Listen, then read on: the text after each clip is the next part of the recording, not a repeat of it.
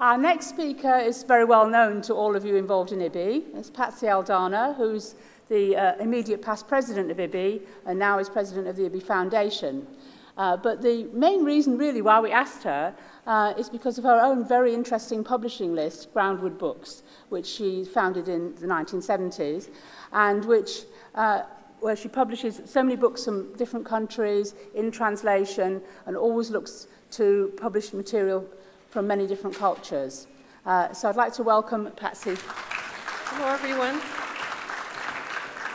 I feel you all know me, so it's sort of a bit embarrassing to be here talking to you, but I hope you're not bored by what I've got to say, because you've heard me say it so many times. It's really been a wonderful Congress. Thank you very much, Anne and Kathy and all the organizers. It's wonderful to be here in London. It was beautiful last night. But at the same time, of course, we're living through incredibly difficult times in the world. We're in this wonderful little bubble. But when you think of what's happening in the economy and what's happening in so close to us across on the other side of the Mediterranean, the horrible things that are happening, especially always to children in the war that seems to be growing in Syria, our fear for our friends in Iran who have really been isolated by the sanctions, and we hope and pray that nothing worse will happen to them. And I just want to send them our love anyway, from here to there, and they couldn't be with us. They had to go to Turkey for 3 weeks to get a visa to come here. And I think that that is something that we have been deploring, and it's ever more difficult for people. And I think this is all produced really by a rise in xenophobia, a rejection of the other, fear, and demonizing other people's beliefs and ways of living that are different from ours. And of course, this is an exact opposite and in opposition to everything that Ibby believes. It's our fundamental and core belief that we can build bridges of understanding between ourselves and come to love and enjoy our differences. This Congress, of course, addresses these issues, but I think that we need to think not only about building bridges between countries, but building bridges within our countries amongst all of us who are now increasingly different from each other, who are all living together. What role do we believe that good books and reading can play to help us come together and to welcome the diversity that faces us?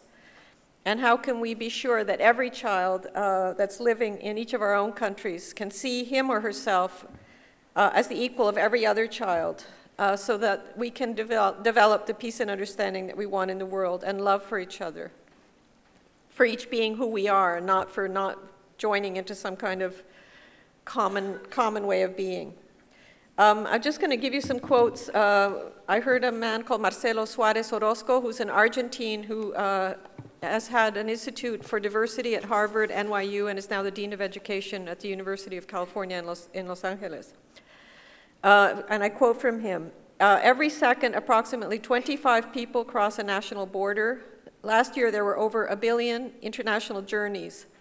From the time you get up this morning to tonight, $1 billion will cross national boundaries. The integration and disintegration of markets, of technologies, of media, and of demographies are at the very heart of what we call globalization. The human face of globalization is migration. Globalization has led to the largest migratory wave in recorded history. And globalization makes cultural diversity increasingly normative in the world's megacities, but also even in smaller cities. The ideal of the German romantics of the fit between language, identity, region, and folk is increasingly anachronistic. And in today's great cities, not only in the great cities, but in all, people contradict themselves, containing multitudes. Even countries that seem heterogeneous from the outside, such as Japan and China, contain substantial populations who, either through immigration or their perennial presence of the substantial minorities, constitute important groups that are different from the so-called dominant group. I'm just going to tell you a little bit about myself, so those of you, the few of you here who don't know me, will know a little bit more about why I feel so strongly about this. Firstly, I am the product of two cultures, Hispanic, Latin American, and New England Anglo-Saxon. Hispanic side of my family is also the product of mixing and migration, the result of marriages between Spaniards from Asturias and Basques who came to Mexico and Guatemala to make their fortune, and intermarried people who were already living there, who were themselves products of earlier intermarriages. On the other side of my family, which comes from Boston, they came from on the Mayflower to Boston, and then, of course, they intermarried with French and Dutch and other immigrants. My grandparents and my great-grandparents on the American side spent a lot of their life in Europe. My great-grandmother lived in Venice after she left her husband. And my grandmother had to go back and forth as a child between the United States and Venice. And she and my grandfather met on the Nile, in fact. So, and then in my life, I came to Toronto, and half of the people who live in Toronto were born outside of Canada. It's an extremely immigrant city. I mean, it's a very diverse city. And most people who live in Toronto and most people who live in Canada are very supportive of our complex, culturally diverse society. It's considered a positive by most Canadians that we live in a place that is so open to outsiders. There's one group of people for whom that's not so much the case, and that is people that we have treated in Canada extremely badly, but also in other parts of the world, and that is the Indigenous people, the first people. First people suffered, including the Neanderthals, always in history. The first people tend to suffer tremendously, and that is one of the things that we all have to deal with. But Canada is really a successful example of integration. We have an excellent public school system in Toronto that brings in all these children from around the world and won the Carl Bertelsmann Prize in 2008 for their integration through education. The citation from the Bertelsmann Foundation Board said, "The Toronto school system is an example of how we can address the challenges of globalization, migration, and demographic change. The Toronto District School Board teaches us that successful integration must be based on appreciating diversity." And the person who's in charge of diversity at the Toronto Board says, when he was responding to the prize, "The students and families who were not English-speaking and who came from non-white, non-European cultures brought different kinds of experiences with them to the school system, spanning a spectrum. We have very affluent immigrants, often from Asia, and others from war-torn countries where their own educations were interrupted or non-existent. And within that, a whole spectrum that we have to address. We see that not just as a problem, but as an opportunity to gain knowledge and new insights. Within that diversity, there are skills, there's knowledge that actually benefits all of us. Diversity becomes strength because it forces us to learn new skills. It makes us become more skilled professionals. It makes it more interesting because we have to challenge ourselves to figure out what works for kids so we can be more effective educators. Many of you will be thinking, and many people say this to me all the time, it's easy for Canadians. You have no identity anyway. There's so much space. It's such a huge country. Actually, most of us live very close to the border in not very many cities. But for the first few hundred years of its existence as a European colony, basically French, British, Scottish colonists, it was very jingoistic in Canada and hostile and racist. So I'm not pretending that that's not the case. I mean, in 1914, a boat called the Komagatu Maru, which was a boat of Sikh refugees from India, was denied access to Canada, and they were sent back to India on one of those horrible trips, and at the end, when they got back, a lot of them died or were killed. During the Second World War, the Prime Minister of Canada, Mackenzie King, who was, by the way, I know people keep saying that Britain stood alone, but Canada joined the Second World War 1 week after the war began, and Canada was a major supporter of Britain during its darkest hours. But he also said that as far as he was concerned, the admission of refugees posed a greater menace to Canada in 1938 than did Hitler, which is quite a statement. That same government also imprisoned the entire Japanese population of Canada. For the whole course of the war, they lost all their lands, their businesses, their boats, everything that they had built in over 2 or 3 generations. And they weren't allowed to return to the Pacific coast where most of them were living until a number of years after the war. These episodes and in Canadian history did lead, thank God, to an official policy of multiculturalism in 1971, and it was enshrined in law in 1988. This policy is supported by a large majority of Canadians, both foreign and Canadian-born. As we know, in Europe, a number of leaders have different views of multiculturalism. I quote from The Guardian: "Speaking to a meeting of young members of her Christian Democratic Union Party, Angela Merkel said, the idea of people from different cultural backgrounds living happily side by side did not work. This multicultural approach has failed, utterly failed," Merkel told the meeting in Potsdam, west of Berlin yesterday.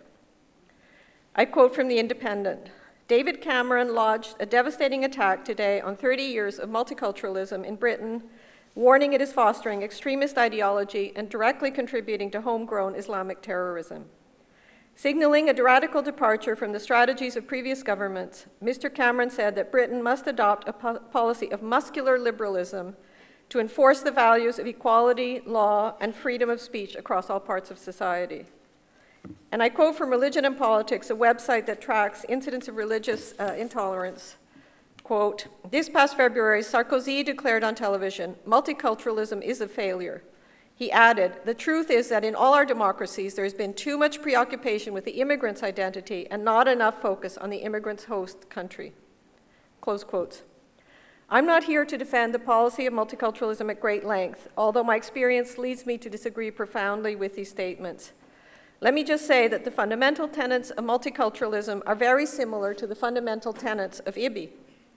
Respect for the other, willingness to live with difference, even enjoy and embrace it, and a general understanding that we are enriched by our coming together, not damaged by it.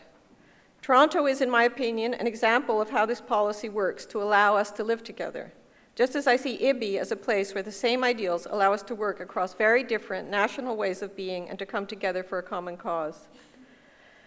Anyway, you can see that I'm an apologist for mixing people.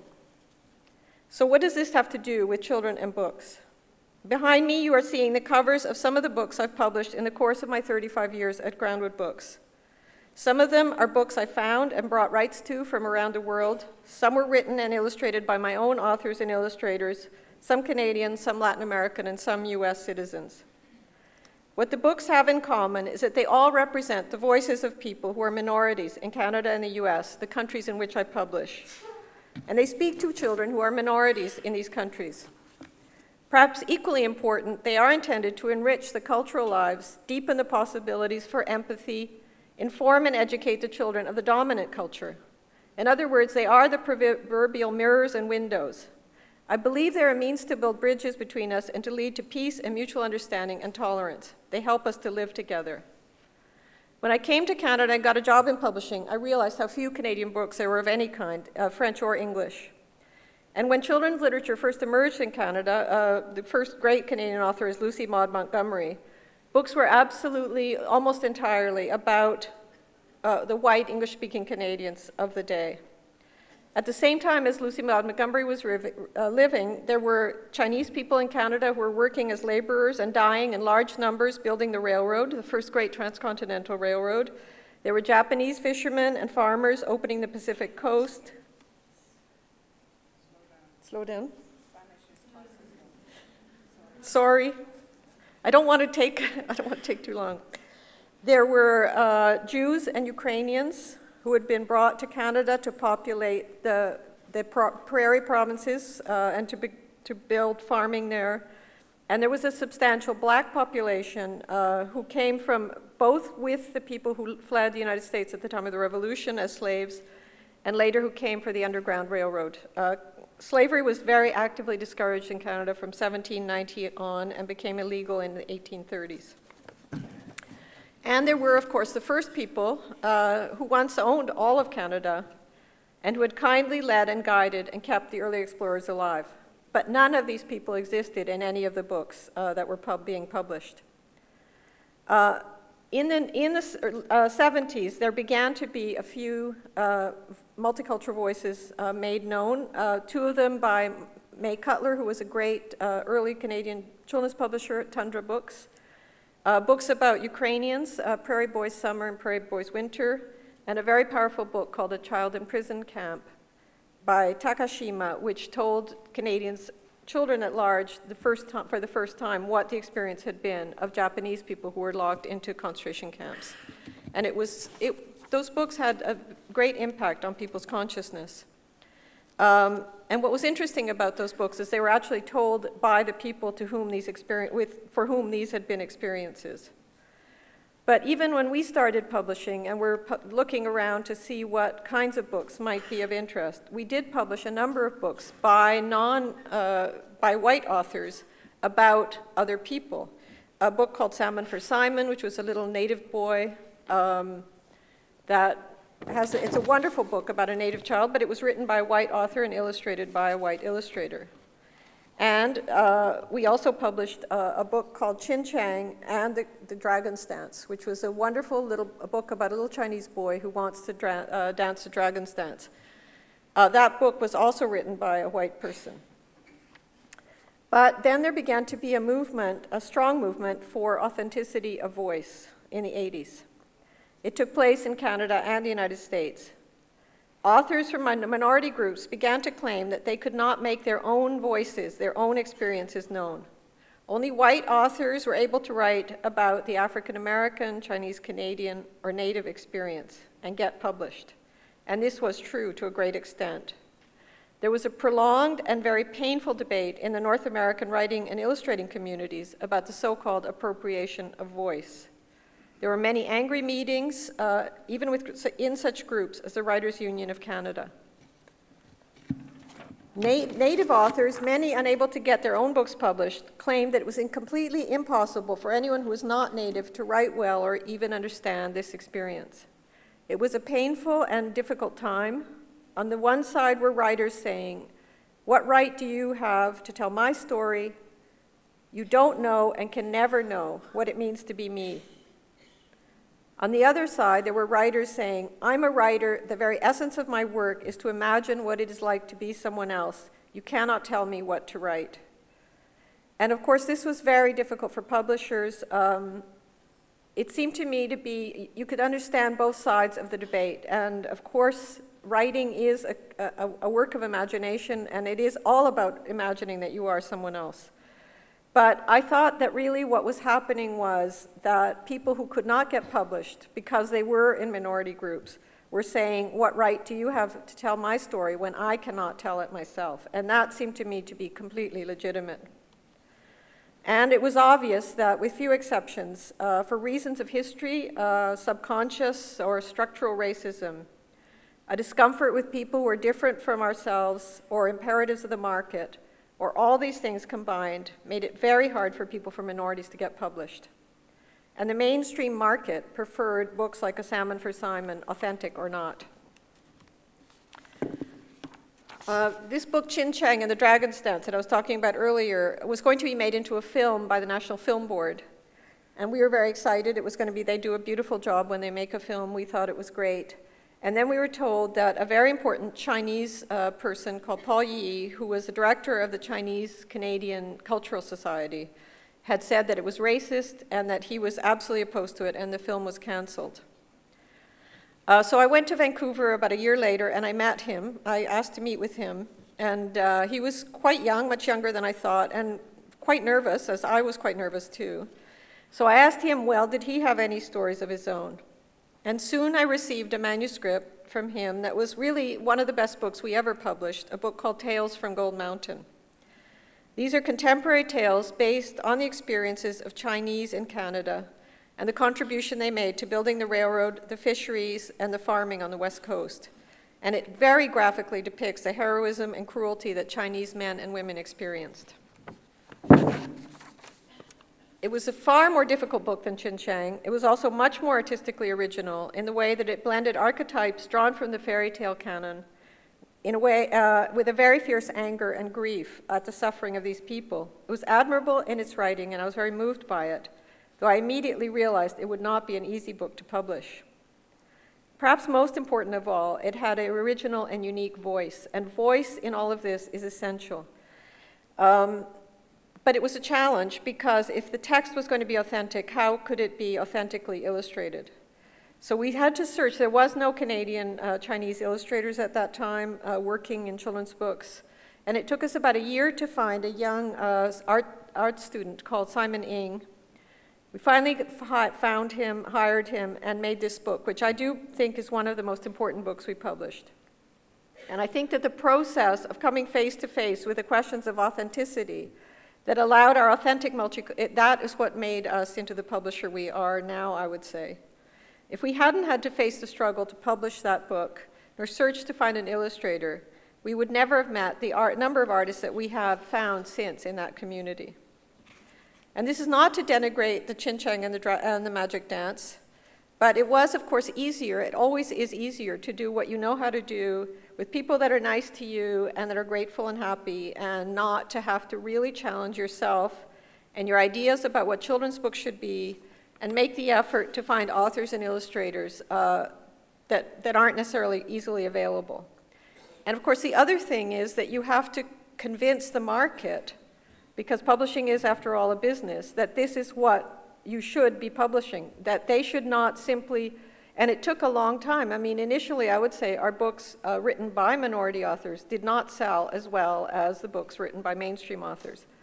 But I think in time, we did manage to convince the market. We also have had to learn to listen to and recognize what is true in a voice. And that has been a very important part of our growth as a publisher, is our ability to hear and accept and listen to other voices beyond what is a standard in our children's book world. Most Canadian publishers now publish a substantial number of books by and about minorities. Of course, the people who are the most marginalized in Canada are Native people, and there we felt a very special obligation to find them and to publish them. Native people in Canada were another group that, as I said, suffered horribly. For about 2.5, 3 generations, were rounded up and sent to a residential school when they were about 7 years old, sent to boarding school, taken away from their parents, not allowed to speak their native language, and in some cases sexually abused, in others physically abused, and lived in an extremely sterile world that was totally opposite to what their family life was like. This episode in Canadian history, which is so shameful, also led to the destruction of the relationships between generations, as you can imagine. People have no idea how to be parents. They suffered tremendously. They lost their language, and they lost their connection to the land.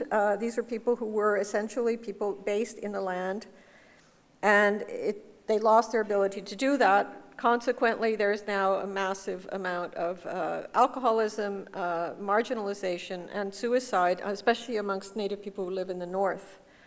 They didn't know anymore how to hunt and trap and fish, and how to live in the harsh conditions. And there is still a huge amount of work to be done to deal with this deeply racist system, which still controls the lives of these people. Most books written by Native people today don't talk about the schools themselves. They tend to talk about what they lost, the paradise of the land that they were separated from, and their paradise that their relationship with their parents or grandparents had. There's also another great Native theme, humor. Joking, laughing, and subversive mocking and wild laughter have marked much of film and theater created by Native artists for grown-ups.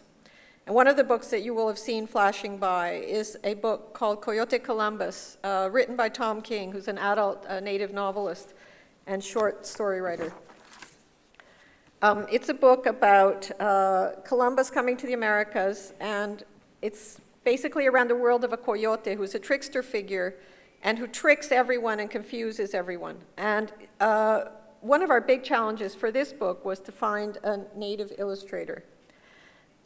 We did find one, very young, Métis, the Métis are the people who are the result of when the coureurs de bois went across Canada in the fur trade, they intermarried with Native women, and the children are Métis, and Scottish also, fur traders. So this was a guy who'd grown up in a camp in northern Manitoba. He looked like a Leonardo da Vinci angel. He's one of the handsomest, most beautiful authors I ever published. And he did this book, that's right there. Crazy colors, kind of cross-dressing, and very wild book, which I brought to Bologna to show to people, and which Tom Mashler of Jonathan Cape picked up and held it up, and he said to me, "This is the very antithesis of a good book." And I was, it was, well, we had a lot of criticism. People told us we were racist. One American publisher, the only one who was, in those days we sold rights in the United States, offered to publish it for a 2% royalty, and I said, "What's that, the native royalty?" So other people get 10%, native people get 2%. Anyway, but it's now become a classic. And it's now one of our most important backlist books.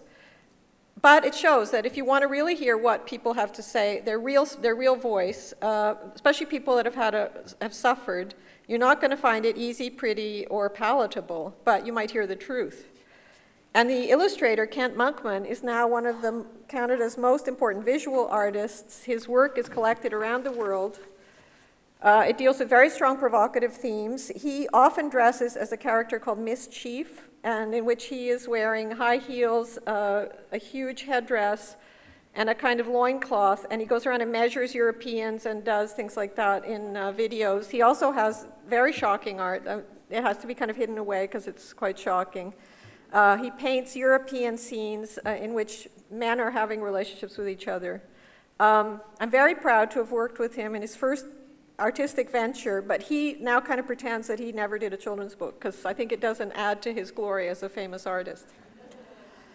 But the books you're seeing here are from or about Muslims, West Indians, Latinos, indigenous Latin Americans, contemporary Japanese, Africans, Iranians, Sikhs, Hindus. Children from all these communities live in Canada and in the United States, where we also publish. But they're not only about the books, about the experience of minorities in Canada and the US. Many of them deal with lives in other countries. And for me, these are an integral part of the multicultural program at Groundwood. Once again, I'm influenced by my own experience. Immigration is a very difficult and brave adventure for the immigrant. It is a wrenching experience to decide to leave your country and move to another. The decision is frequently forced upon you by instability, war, economic impossibilities, family needs, etc. It's never taken lightly, and it might require great risks. You leave behind a known, rich, varied world with its own history, culture, and reality to go somewhere else where you have to integrate, succeed, and forget. Your new friends don't care at all about where you came from. That is a common experience. And your success depends on getting over your home culture and embracing the new. This is very soul-destroying. It is really not easy ever to be exposed to this situation. The group with whom I most closely identify, I would say, culturally, are Latinos, both indigenous and mixed-race background. They're currently experiencing a terrible and substantial backlash against their presence, especially in the United States. I've heard them spoken of on mainstream US media in terms that are shocking in their crudely racist expression. Laws have been passed against the teaching of the Spanish language in many states. Just imagine the anger, grief, and shame on hearing this kind of language and what it does to a child in a community.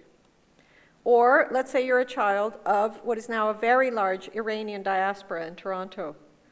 Not only do you have to contend with everything being new and different, many people around you have been convinced by the media that Iran is a new menace to world peace. No one ever talks about the Iran-Iraq war or the consequences to Iranian society. Does anyone in this new country know anything about the rich Persian literary tradition that is part of your upbringing? Or what about a Sikh child? Six Sikhs were just killed in the US, perhaps because someone thought they were Muslims or just because they hated outsiders. Nobody knows for sure. Sikh boys go to school with uncut hair, and they carry a kirpan, which is a small dagger that they have tucked into their clothes. That is a religious obligation for them. There are no books about the Sikh religion that can explain that, in fact, it's a deeply peaceful religion. nor how closely the ideas of Guru Nanak, the founder of Sikhism, match those of other great religious leaders: love of people, siding with the poor, shunning violence. So for that reason, we published a book about the Guru Nanak. And of course, Muslims. Who can deny that in the West, we're enduring a vicious wave of Islamophobia? To be a Muslim child today cannot be easy. Let's try to imagine what it's like to have to defend your religion every time an atrocity takes place, an atrocity for which you have absolutely no responsibility. We're all Christians called to account for Breivik's massacre, but that's what's happening to Muslim children today. Every minority group in the world can be subject to racism and exclusion. Coming to a new country exposes you especially and most cruelly to this possibility. So the Groundwood List tries to offer a response in bringing in books about those other places that people come from, to honor, recognize, and validate those cultures, their histories, their founding myths, their day-to-day realities, and to educate and inform the dominant culture about them. We see this kind of publishing as our duty and as our contribution in trying to help bring about understanding and pride. I believe that what underlies both our publishing program and the world of Ibby is the metaphor I first heard at Macau at the Ibby Congress from Elisa Bonilla of Mexico. She said, children need books that are windows and they need books that are mirrors. That's exactly what I think, but actually she's the one who said it first. I'm not the one. One of the very rich things about the ideas of mirrors and windows is that it transcends narrow notions of multiculturalism. It acknowledges that the artistic expression of each community is valuable and equal. It is more interesting than the idea of a mainstream surrounded by minorities who are different from the mainstream. It's not about being politically correct. It encompasses all our different and common realities. It validates on the one hand and educates on the other, and enriches us all and teaches us to really hear other voices and accept the fact that they are not like ours. They must not be like ours. That's the whole point of these kinds of books. They should not be the same as every other book that is published by the mainstream publishing industry. This is not an artificial multiculturalism, but about a deep need to understand others, which can only come about by being healthy in our understanding of ourselves. And it is published with the same rigor as any other kind of publishing. We care deeply about the quality of the books. We do not accept shoddy books because they're multicultural. These books are just as good as any other book that we publish, and maybe better in many ways. The publishing industry now, I'm very sad to say, is dominated by 6 or 7 large worldwide companies. They are we are seeing this increasing mainstream approach to publishing. I found out last night, to my incredible surprise, that Peter Sees, for example, does not have a standing British publisher. I mean, that is incredible to me. And can you imagine how much more difficult it is for an Iranian book to make it into a market like this, or into the US, or into Canada, or into the major publishers all over the world? Publishing is under threat in many ways, and the response is to make books, I think, more and more uniform, more and more boring, and more not showing what kind of a world we are actually living in. And I think this is very dangerous for our societies. If books matter, they should matter to all of us, and they should speak to all of us and tell all of our voices, allow all our voices to be heard. Back to Ibby. We are a community of respect and love. We understand that each and every one of us and the children we serve has dignity and comes from a culture that merits our respect and admiration. We seek to know and understand and connect to one another. We try to build bridges. We try to help our children live in peace and through mutual understanding. That's our job across the world. I believe it is also our job within our own societies. I think it is the responsibility of publishers to address the kind of reality we're living in. And that's how I think we can live together. Thank you.